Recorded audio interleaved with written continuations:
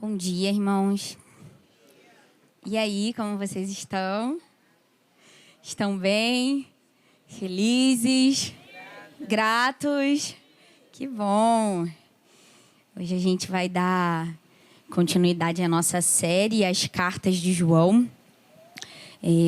Antes da gente entrar no texto que iremos tratar hoje, que fica lá em 1 João 3, dos versículos 11 até o versículo 24, eu queria relembrar um pouco do que o Tiago falou na semana passada, lendo o versículo 10, ainda desse capítulo 3. Então, é um versículo acima do texto que a gente vai abordar hoje.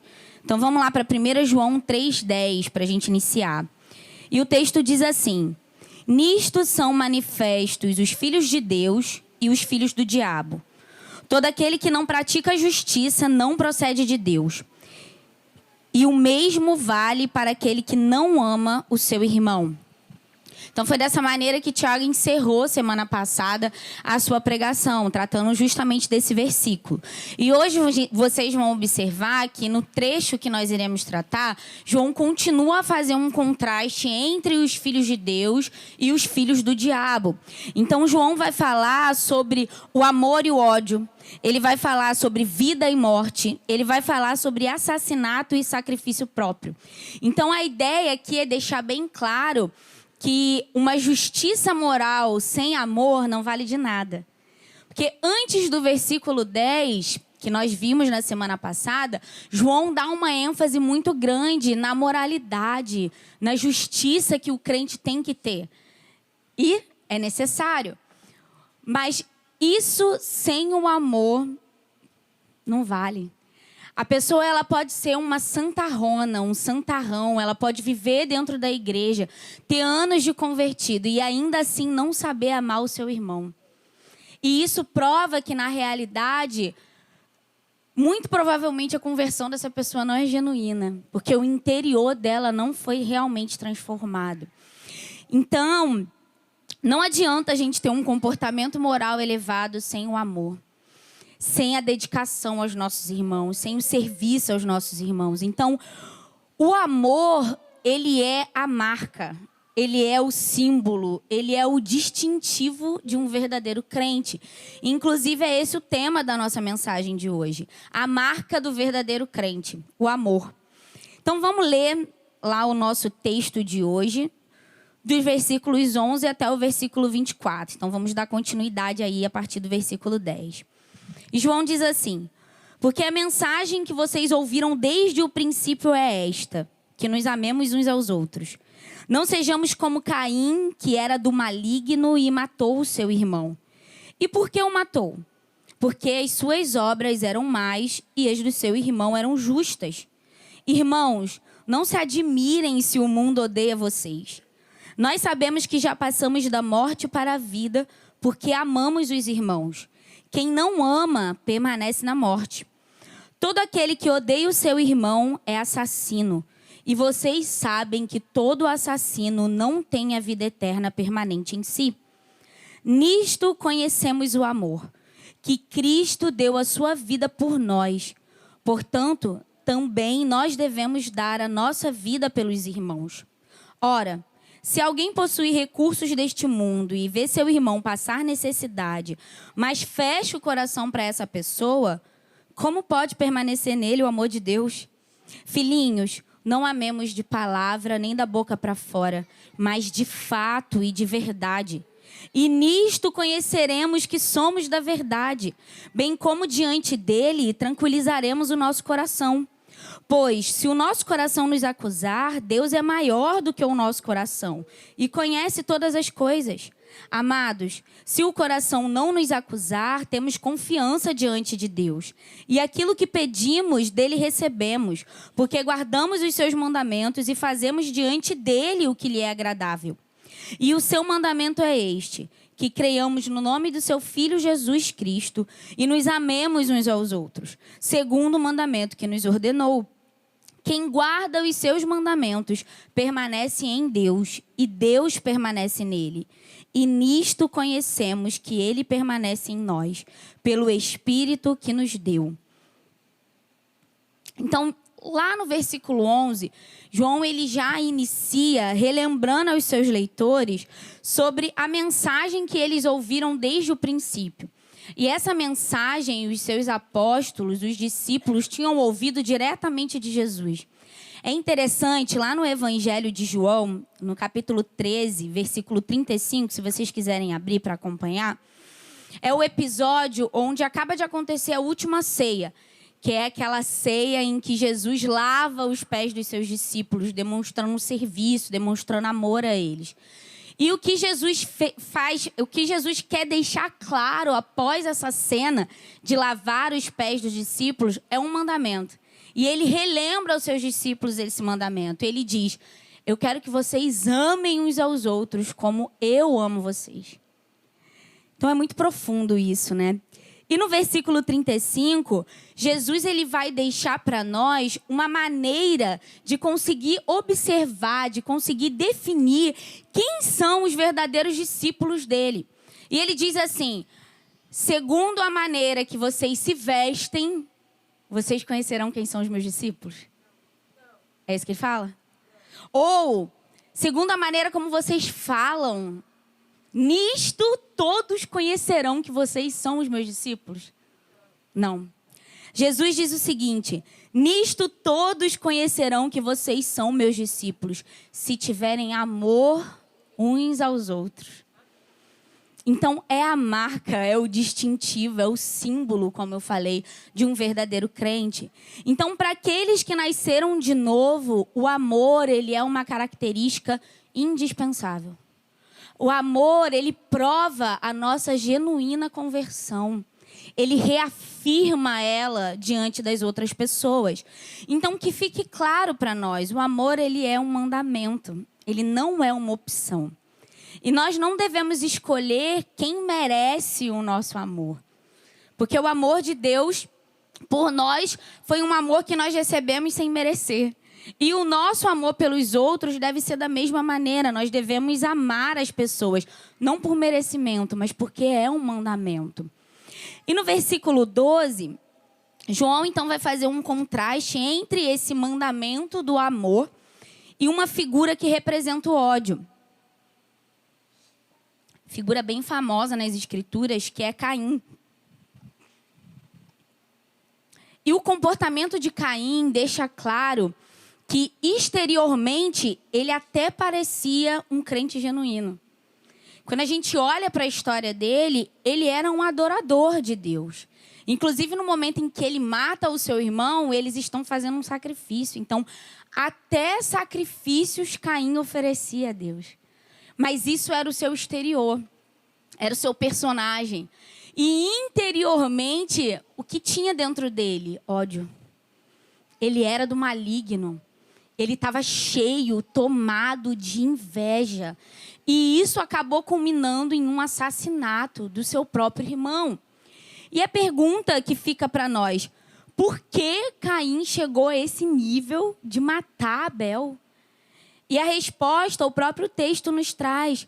Era porque as suas obras eram más e as do seu irmão eram justas. Então, o nível de justiça de Abel incomodou Caim a tal ponto que fez com que ele nutrisse ódio pelo seu irmão e matasse ele. E isso é um ponto que merece a nossa atenção. Sabe por quê?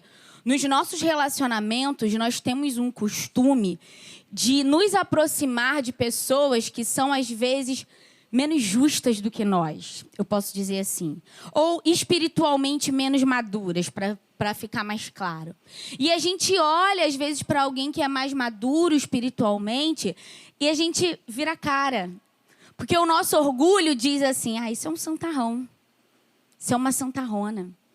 E eu quero me afastar dele, eu não quero estar próximo a ele. Porque o nível de justiça dessa pessoa, a maneira como ela leva a vida, me incomoda. Então eu vou me afastar. Então esse é um perigo que nós precisamos nos sondar em relação ao nosso orgulho. Talvez a nossa dificuldade de se relacionar com certas pessoas seja justamente por causa do nível de justiça que essa pessoa leva. Então, ao invés de termos humildade e nos juntarmos e aprendermos dessa pessoa com a piedade dela, com a humildade, com a vida santa, com a vida justa, a gente acaba decidindo se afastar.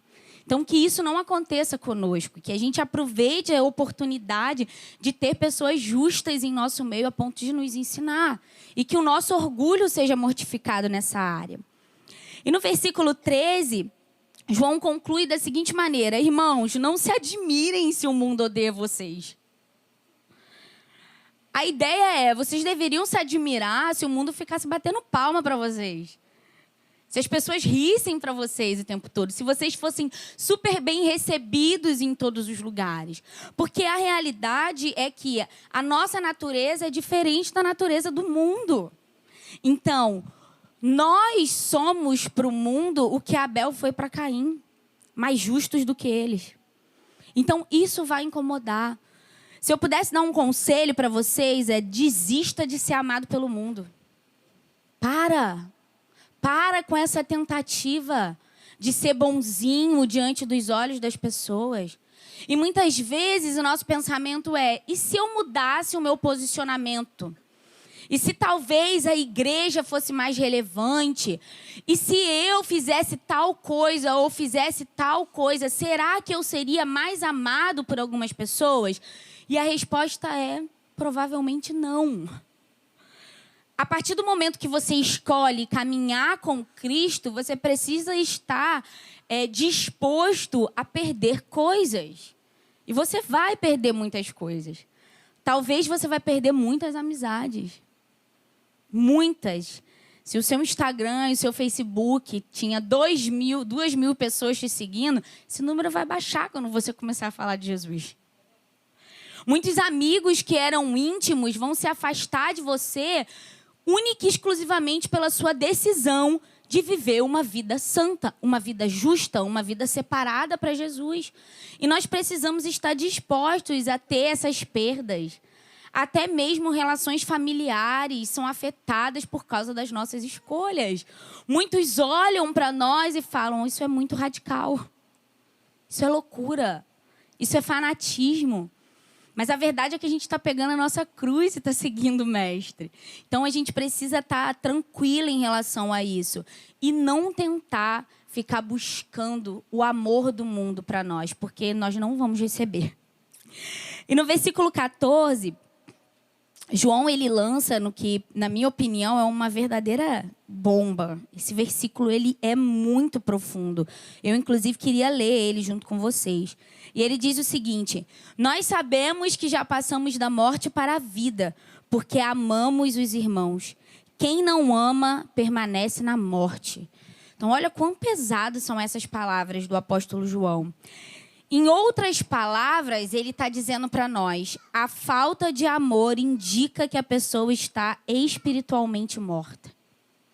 É isso que ele está falando. O amor, ele é uma prova segura de que alguém realmente está vivendo um novo nascimento, de que alguém realmente se converteu. É a prova de que a pessoa foi tirada de um império de trevas e agora ela anda em luz. É a prova de que ela saiu da morte para a vida. São as demonstrações de amor que ela tem em relação aos seus irmãos. Então, aquele que não ama, esse está espiritualmente morto. E todo o Novo Testamento, ele traz uma ênfase muito grande ao amor. Inclusive, os ensinamentos de Jesus são a mesma coisa. O tempo todo ele fala, ele relembra: amem uns aos outros. O primeiro grande mandamento é amar a Deus sobre todas as coisas e amem o próximo como a ti mesmo. E eu queria mostrar para vocês o quanto esse assunto ele se repete no Novo Testamento.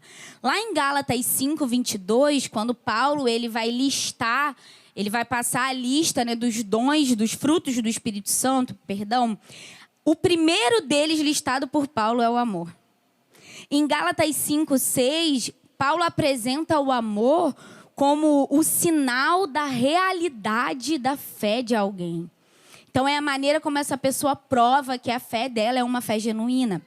Em 1 João 2,10, e nós já passamos por esse texto aqui nas nossas exposições, João diz o seguinte: quem ama o seu irmão permanece na luz, e nele não há nenhum tropeço.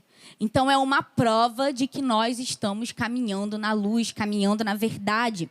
E o famoso texto lá de 1 Coríntios 13, no versículo 13, o apóstolo Paulo deixa claro que o amor é a maior das 3 graças cristãs permanentes. E o amor, ele nunca vai acabar.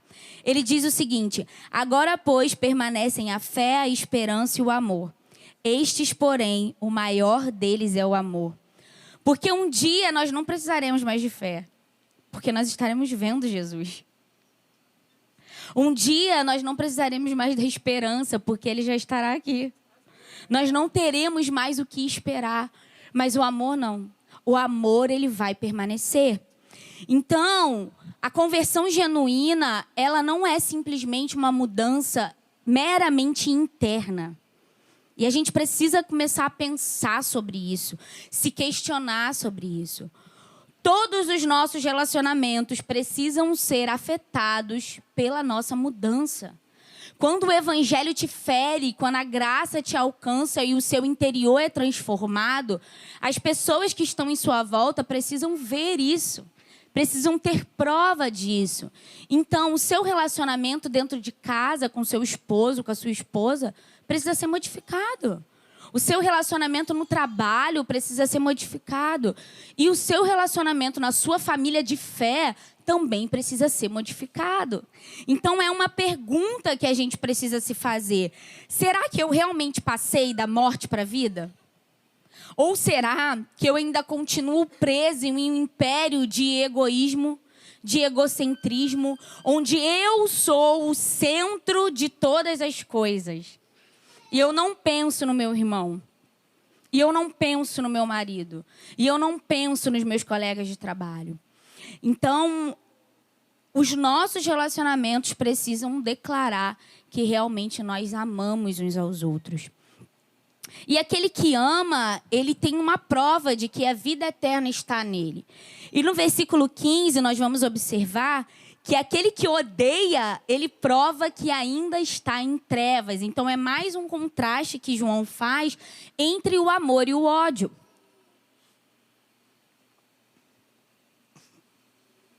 E ele diz o seguinte: todo aquele que odeia o seu irmão é assassino. Muito sutil, né?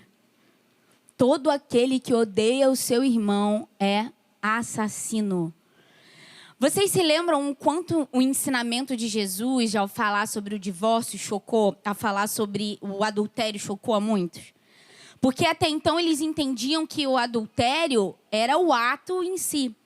E Jesus vem e fala: não. Se você olhar com um desejo pecaminoso, você já está cometendo um adultério. E o mesmo é apresentado aqui nesse versículo. Para Deus, o ódio é a mesma coisa que assassinato. Olha a profundidade disso. Quando nós nutrimos ódio por alguém, nós somos assassinos. E isso é uma realidade, sabe por quê? A pessoa que nutre uma raiz de amargura, que nutre um ódio dentro de si, sem ela esperar, daqui a pouco começam a surgir intenções erradas em relação àquela pessoa. E você começa a arrumar maneiras de ferir aquela pessoa. Você começa a torcer pelo mal daquela pessoa, né? Ah, fulano não me convidou para ir para a casa dele. Também hoje eu estou vendo que ele está sem almoço em casa, não vou convidar para ir na minha casa. Não vou. Como o Tiago deu um exemplo aqui há algumas semanas. E outras coisas, e a gente começa a nutrir, a nossa imaginação começa a ir longe. E quando a gente vê, a gente já está assassinando os nossos irmãos. E a verdade é que é por isso que a gente fala tanto sobre andar na luz. É isso que o Senhor quer para nós. Nós estamos buscando essa realidade aqui nesse lugar. Se existe uma raiz de amargura em você, se existe algum sentimento ruim em relação a algum irmão, não deixe passar o dia de hoje para que você vá até ele e confesse isso. Não espere que isso vire ódio e que isso vire assassinato dentro do seu coração. Fale. Naquele dia você fez tal coisa para mim, eu não gostei, não me senti bem. E eu queria te confessar isso. E talvez seja uma oportunidade do seu irmão te pedir perdão. Então, as coisas precisam estar resolvidas entre nós. Por isso é tão importante que nós andemos na luz, porque O ódio não condiz com aquele que se diz crente. O ódio não condiz com aquele que se diz um seguidor de Cristo. Então, até aqui, nós vimos que o amor ele é um mandamento, é uma ordem.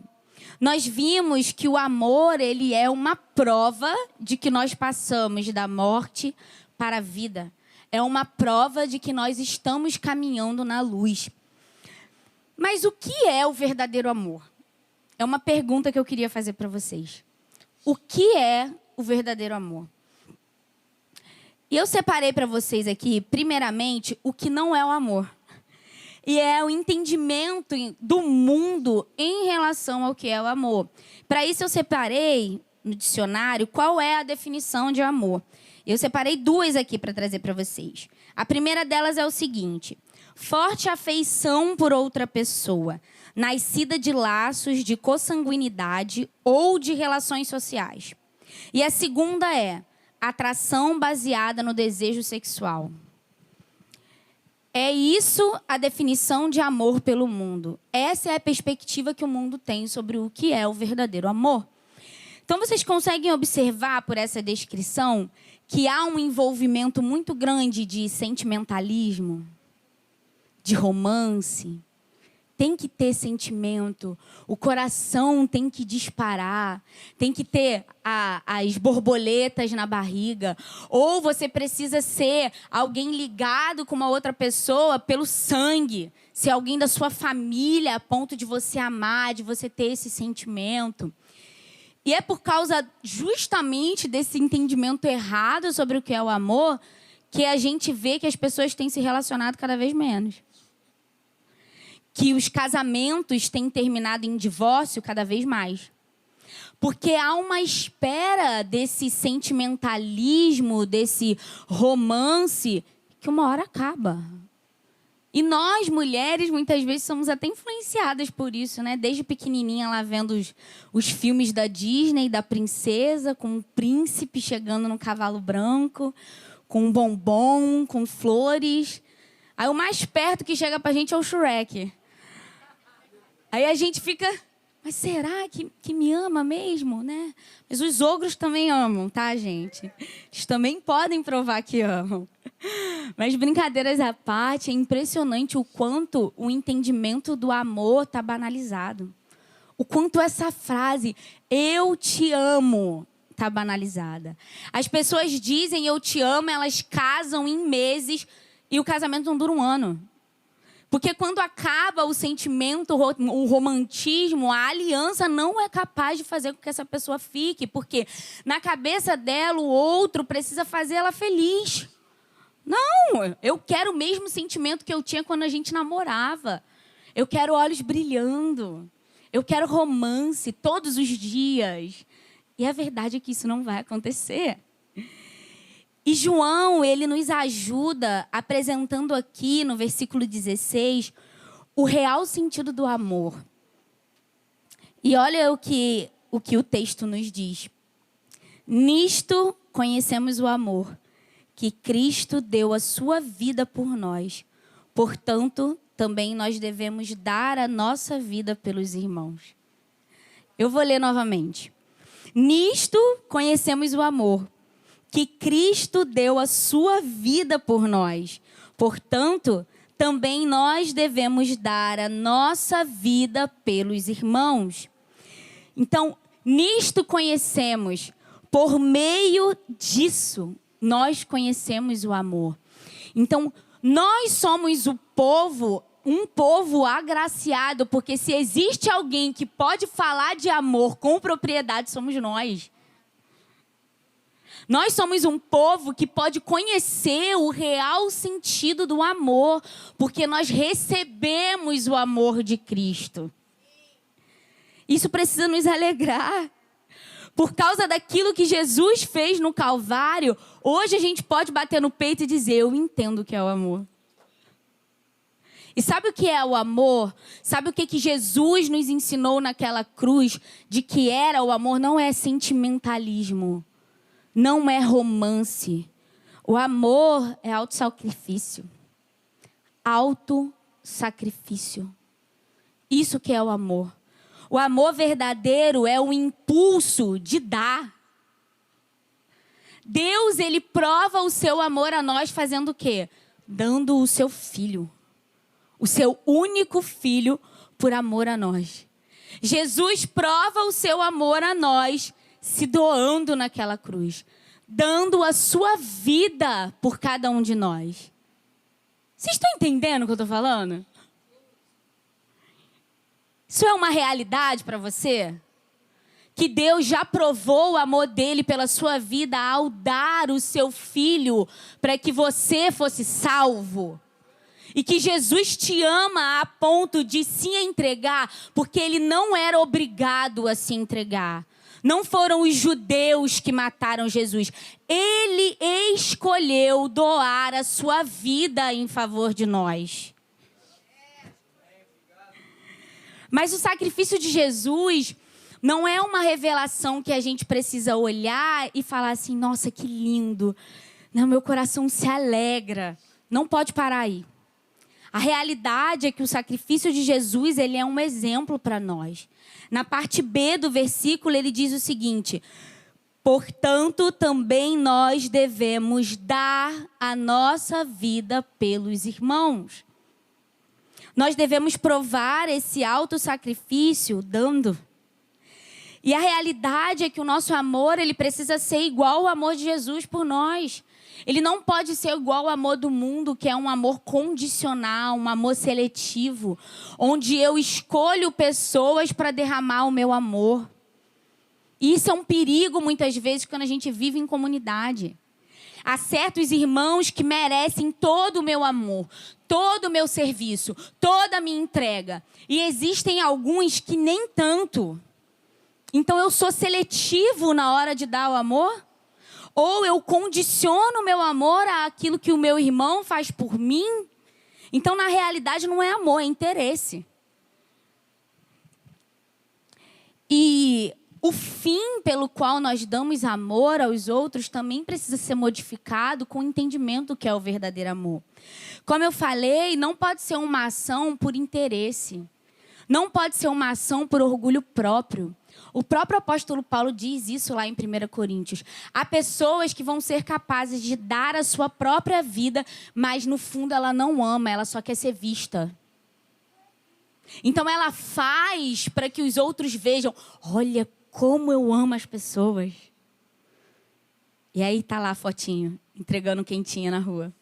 Eu já fiz isso. Olha como eu sou amorosa. Mas tira foto, não esquece não, que é para postar. Tem que mostrar para todo mundo.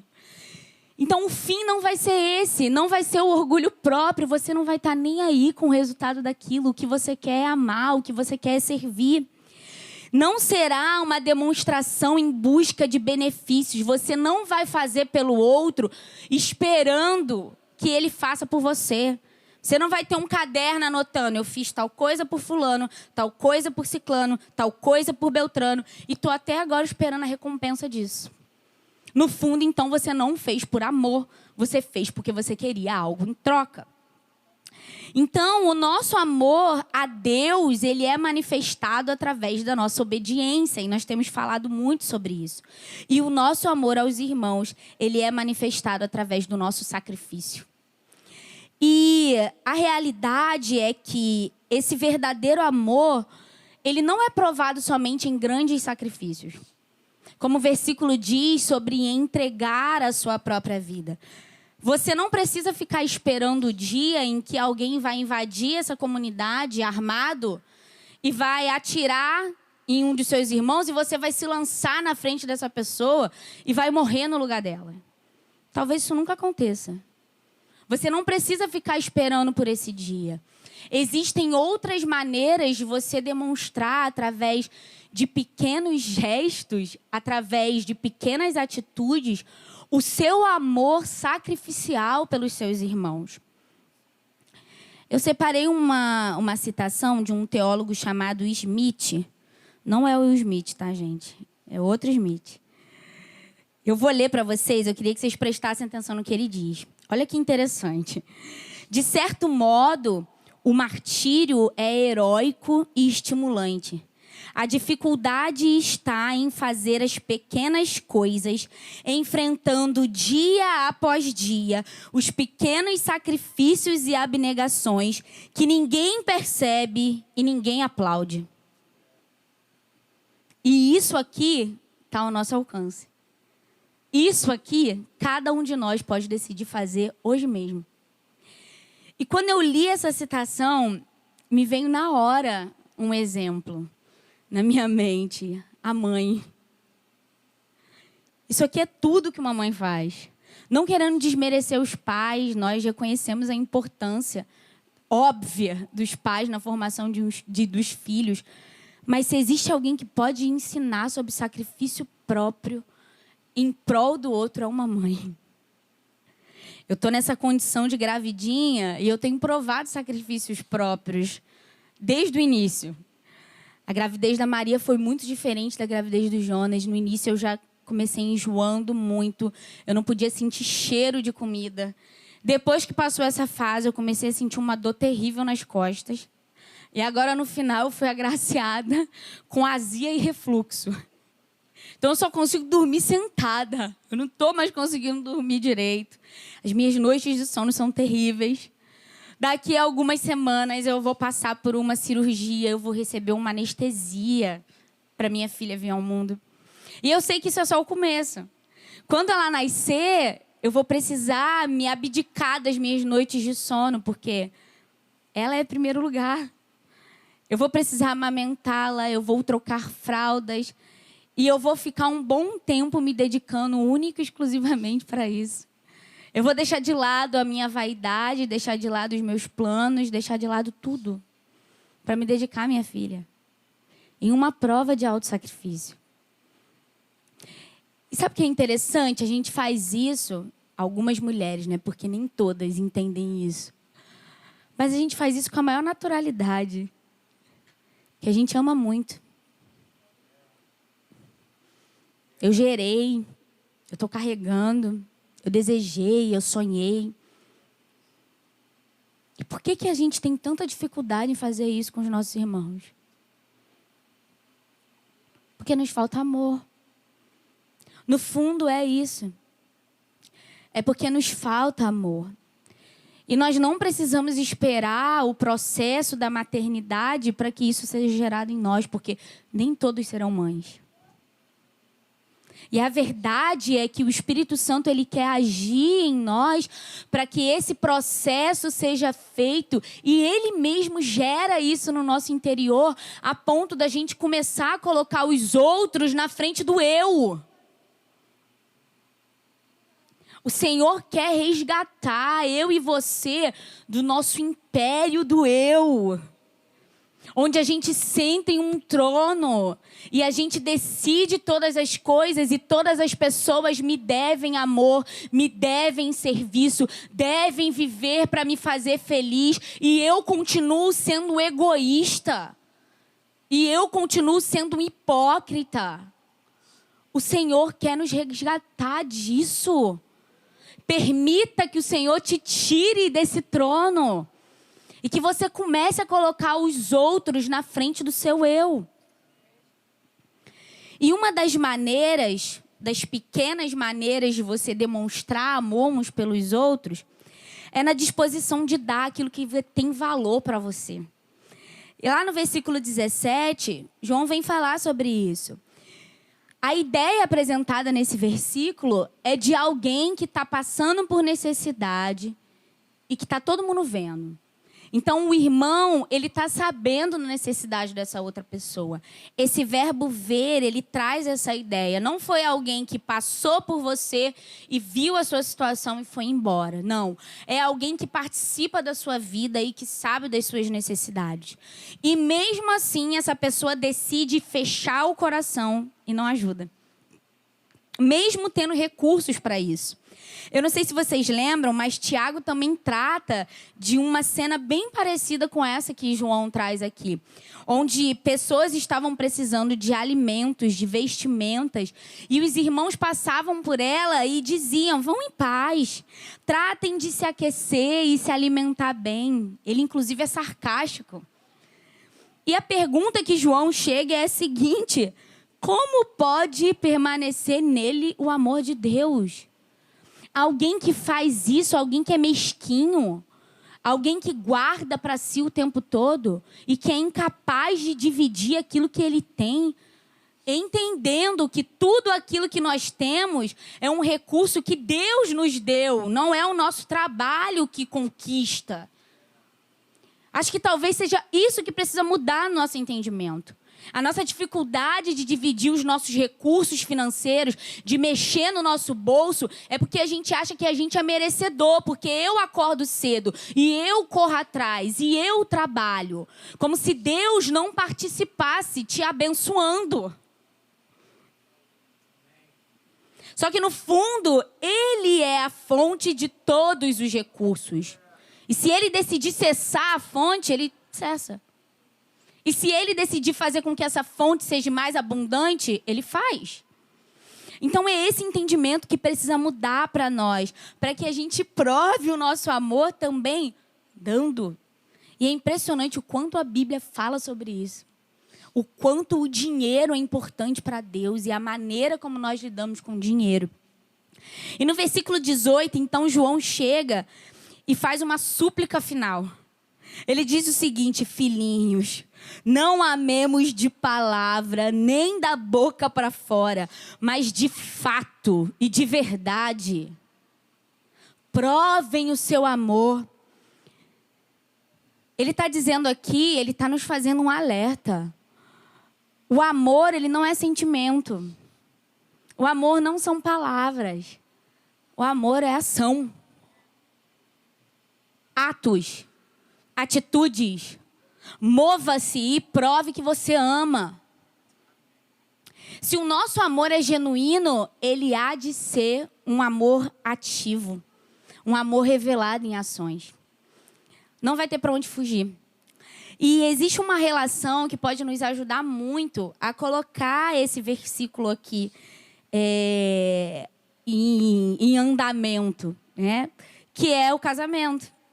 Que não deixa de ser uma relação fraternal. No casamento, eu casei antes do Maurício ser o meu esposo, ele é o meu irmão em Cristo. E ele exige para que eu seja aperfeiçoada. Eu sou chata desse jeito, é para aperfeiçoar ele, porque eu estou tentando ajudar ele a se formar, a ser bem parecido com Cristo. Então, nós somos irmãos. E, às vezes, a gente casa com o entendimento de que cada um para o seu lado, né? E as pessoas não dividem realmente a vida. Elas não dividem os planos. Elas não dividem o dinheiro. Que casamento é esse? E você acha que se o seu casamento tá desse jeito e é a pessoa que você talvez mais ame, não é?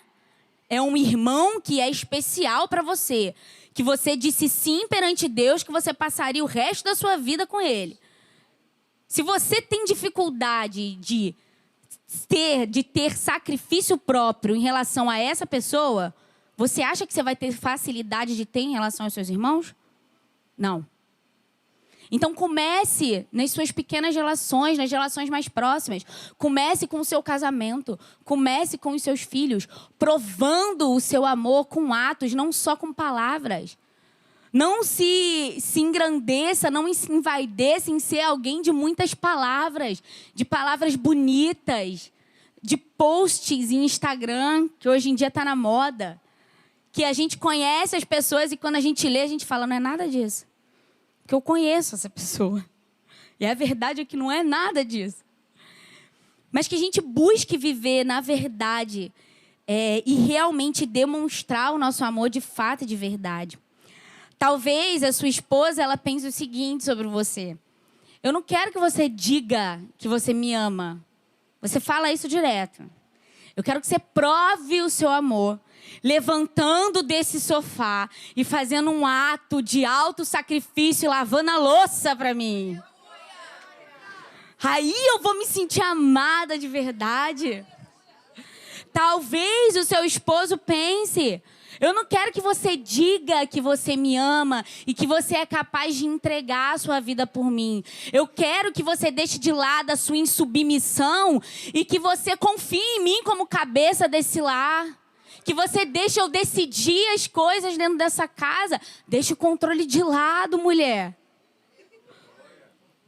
E assim, a gente vai provando com atos e não só com palavras que nós realmente nos amamos. Em relação aos nossos irmãos, eu separei algumas maneiras da gente provar na prática que a gente ama. E a primeira delas é servindo. Jesus deixa isso claro. Na última reunião dele com os seus discípulos, o que ele decide fazer? Lavar os pés deles. Servi-los. E existe uma coisa interessante sobre o serviço. Para aquela pessoa que está disposta a servir, ela precisa ser alguém marcada pela atenção. E isso é uma característica de alguém que quer servir de verdade. A pessoa, ela está atenta, procurando oportunidades para ela demonstrar o seu serviço. E ela não espera nada em troca em relação a esse serviço. Uma outra maneira é doando. Doando o seu tempo, doando o seu dinheiro, doando talvez coisas que já não servem para vocês. Nós sempre falamos sobre isso aqui, viver uma vida de simplicidade. Talvez você tenha muito e o seu irmão seja aquela pessoa que Tiago descreve, que está precisando de um casaco, que está precisando de um agasalho. Então, esteja atento às necessidades do seu irmão. Doe. Não seja mesquinho. Não fique guardando coisas para você. Você pode provar o seu amor fazendo uma comida bem gostosa e chamando seu irmão para almoçar num dia de domingo. Aí as mulheres amam. É sorriso de orelha a orelha. Vem aqui, irmão, eu quero te receber. Eu quero ser hospitaleira, eu quero te ouvir. Uma outra maneira é cuidando do filho do irmão. Gente, tem coisa melhor para um casal do que falar assim, pode deixar lá em casa. Meu Deus, isso é avivamento. Então faça isso, coloque em prática para os solteiros. Tenham atenção em relação às pessoas que têm filhos pequenos. Esteja disposto, talvez, a você perder a oportunidade de cultuar para que a sua irmã e o seu irmão que tem um filho pequeno possa fazer isso pelo menos um dia. Hoje é comigo, né? A Neila reivindicando, eles não me querem. Está orando pouco, irmã. Tem que orar mais. E abençoar financeiramente, irmãos. Que sejam oportunidades que não se percam. Você viu um livro que você acha que vai ajudar o seu irmão? Compre para ele. Você vê uma comida, um lanche que você acha que ele vai gostar? Compra para ele, traz para ele. Um browniezinho da Ellen. Cadê a Ellen? Um cookies da Bela. Abençoe o seu irmão com o seu dinheiro. Doe, dê, porque é isso que prova o nosso amor uns pelos outros. E uma última maneira é faça um chá de bebê para sua irmã. Surpresa! Isso realmente prova o amor. E John Stott, ele resume essa primeira parte da seguinte maneira. O ódio caracteriza o mundo, cujo protótipo é Caim. Origina-se no diabo, leva ao homicídio e é a evidência de morte espiritual. O amor caracteriza a igreja, cujo protótipo é Cristo. Origina-se em Deus e leva ao sacrifício próprio e é a evidência da vida eterna. Então, que a gente seja realmente marcado por essas palavras. Dos versículos 19 até o versículo 22, João ele vai apresentar o que o amor faz pelos crentes. Então, lá no versículo 19, ele vai demonstrar que alguém que vive nesse caminho de dar amor aos irmãos é alguém que tem a certeza de que é da verdade. Ele fala... E nisto conhecemos que somos da verdade, bem como diante dele tranquilizaremos o nosso coração. Então, até mesmo há para essas pessoas que vivem na prática do amor uma sensação de liberdade. O seu coração pode muitas vezes julgar. E nós vamos passar por situações dessas, onde você queria, por exemplo, abençoar o seu irmão de uma maneira que você não consegue e vem uma culpa sobre o seu coração, um sentimento como se você não estivesse fazendo nada. E esse sentimento muitas vezes não é verdadeiro, ele não é genuíno. Então você se lembra de todos os atos de amor que você já fez e isso te ajuda a tranquilizar o seu coração.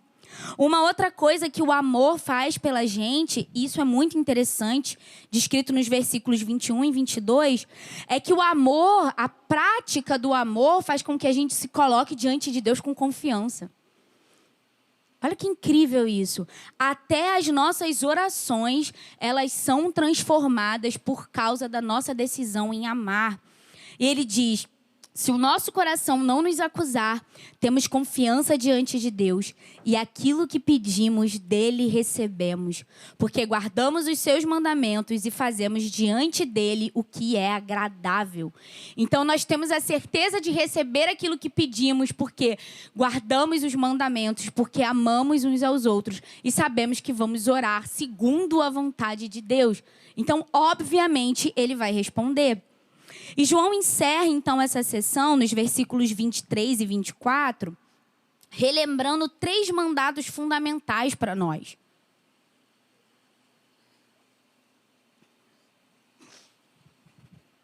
Que é a fé, o amor e a justiça moral. Então, esses 3 precisam caminhar juntos. Foi a maneira como eu introduzi essa mensagem de hoje. Não adianta a gente ter uma justiça moral elevada se a gente não tiver amor. E a nossa fé sozinha, sem o amor, ela é uma fé morta. Então, os 3 precisam caminhar juntos. Nós precisamos ter fé em Jesus Cristo, fé em sua obra, naquilo que ele já fez por nós. Nós precisamos guardar os mandamentos, como diz no versículo 24, e nós precisamos amar uns aos outros. E o que é o amor? Se doar. Amor é sacrifício próprio. E então, como ele encerra no versículo 24, nisto conhecemos que ele permanece em nós pelo Espírito que nos deu. Então, através dessa tríade de fé, amor e obediência, a gente prova ao mundo que somos uma habitação do Espírito Santo e que permanecemos em Jesus. E para encerrar, eu queria terminar contando uma história para vocês. A gente fala muito sobre o avivamento dos moráveis, só para relembrar a história da igreja, para quem está com saudade, e para quem nunca ouviu falar, que vocês se atentem a essa história. O avivamento dos moráveis é um avivamento muito famoso na história da igreja. A gente fala, inclusive, muito sobre ele. E ele aconteceu em uma época onde a intolerância religiosa era muito grande ali nos países em volta de onde foi esse avivamento. Então, muitas pessoas estavam sendo realmente perseguidas por defenderem a sua fé. Então, muitos pré-reformadores foram mortos, muitas pessoas que se levantaram em favor da verdade começaram a ser perseguidas.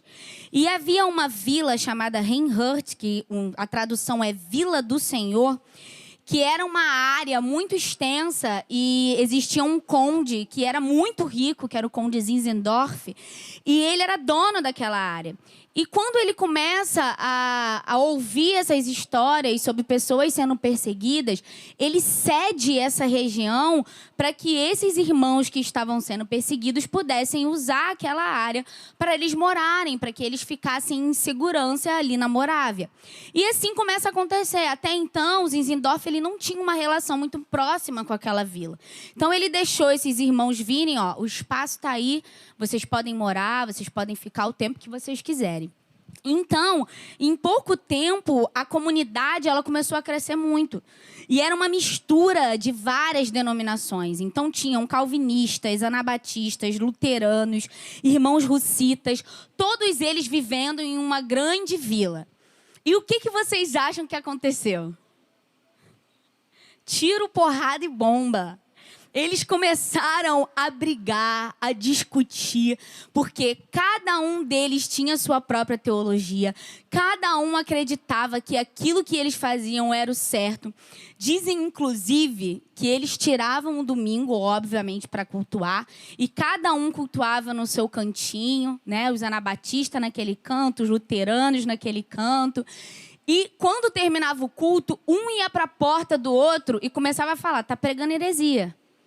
Tá tudo errado isso aí que eles estão fazendo. Não é essa a liturgia que tem que fazer. Então as discussões cresciam a cada dia. Havia muita briga, muita confusão. E isso chega aos ouvidos do conde Zinzendorf e ele fala, eu vou ter que fazer alguma coisa, porque senão daqui a pouco essa galera vai estar matando uma outra. Então ele convoca uma reunião geral e fala para o pessoal, olha só, eu cedi a minha terra, mas vocês precisam me ajudar também. Vocês vão ter que viver em harmonia. Vocês precisam dar um jeito de viverem bem.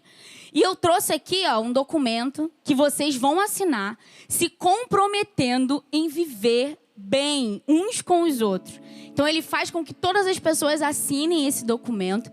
E eles assinam. E a partir desse momento que eles assinam o documento, e o conde Zinzendorf prega nesse dia sobre o pecado da divisão, eles começam a se esforçar um pouco mais para viver bem uns com os outros. Então, o luterano começa a chegar para o Anabatista e dizer assim, vamos orar junto? Hein? Então tá bom, então vamos. E daqui a pouco eram 3, 4, 5 orando. Aí a irmã, que era uma irmã russita, chega para um luterano e fala, vamos louvar aqui, final de tarde, o sol está indo embora. Hein? Eu tenho um violão, você tem a voz, vamos se juntar. E aí eles começam a fazer orações, começam a entoar cânticos todos os dias pela tarde. E a áurea ali daquela localidade começa a mudar. E eles começam a sentir uma diferença no agir de uns irmãos em relação aos outros. E um pastor da igreja central ali, na Vila do Senhor, ele decide fazer uma série baseada na primeira carta de João, para ensinar aqueles irmãos sobre amar uns aos outros. E ele prega domingo após domingo esses ensinamentos de João e a importância do amor como a marca do verdadeiro crente. E sabe qual é o resultado disso? No dia 13 de agosto de 1727, após eles já estarem vivendo uma realidade bem melhor do que a do início, e depois desse pastor terminar a sua série em 1 João, ele convoca todos os irmãos ali de Reinhardt para vir para uma ceia na igreja dele, que seria a ceia do Senhor e seria uma oportunidade para eles celebrarem aquilo que eles estavam vivendo ali naquele lugar. E eu queria ler para vocês o que aconteceu. Antes do culto, já havia um forte senso de reverência. Ele pregou sobre a importância daquela ocasião depois de tantos conflitos. Agora, eles eram convidados do Senhor para sentarem à mesa com ele. Todos sentiram um misterioso toque do poder de Deus, encheram-se de paz e alegria do Espírito Santo. Houve um profundo senso de comunhão com Cristo e com os outros. E eles diziam alegremente, aprendemos a amar, aprendemos a amar. E essa seria a grande marca dos irmãos moráveis. E a partir deste dia, alguns irmãos foram impulsionados a orar. Com o tempo surgiu a famosa torre de oração 24 horas, que durou pouco mais de 100 anos. Alguns jovens solteiros começaram a estudar a Bíblia, geografia, medicina e línguas, e sentiam que Deus estava os chamando para missões transculturais. Em 20 anos, Reinhardt enviaria mais missionários ao exterior do que todas as igrejas protestantes nos primeiros 200 anos de sua existência. Muitos deles se vendiam como escravos para alcançar os povos perdidos, provando na prática o amor que eles tinham aprendido. E declaravam com grande alegria: o nosso Cordeiro venceu, vamos segui-los. Que o Senhor nos ensine a amar, irmãos. Que seja um tempo, como já está sendo, um tempo precioso, em que Ele vai nos ensinar a amar da maneira que Jesus ama, dando a sua vida se for preciso. Amém.